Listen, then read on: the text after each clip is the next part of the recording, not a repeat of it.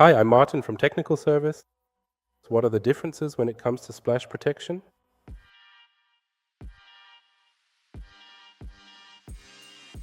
First, we remove the actuator plate. The actuator plate is dismantled.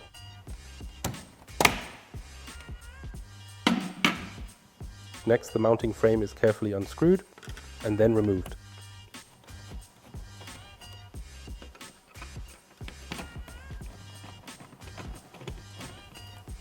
And taken off.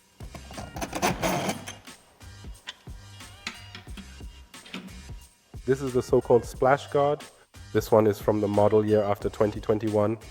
I can recognize it by the red locking sliders by the EasyFit mounting, which is a short mounting installed up here. But there is also a QR code here which links to an installation manual, which I can access like this, and where everything is explained again in detail. This is the so-called V21 splash guard, recognizable by the rotary mounting, the mounting rods and the actuator rods, which this flap does not have.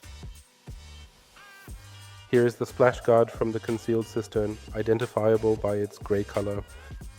Black splash guard and by the missing holes for attaching the standard actuator plates.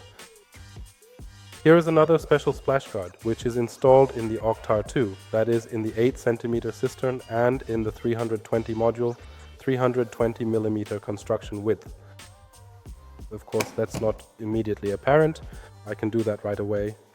But if I take off the protective splash guard, I will have clear access to the actuator for the flush valve and the pull rods, which are currently mounted directly on the splash guard.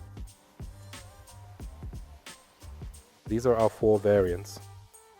If you have any further questions, please contact our technical support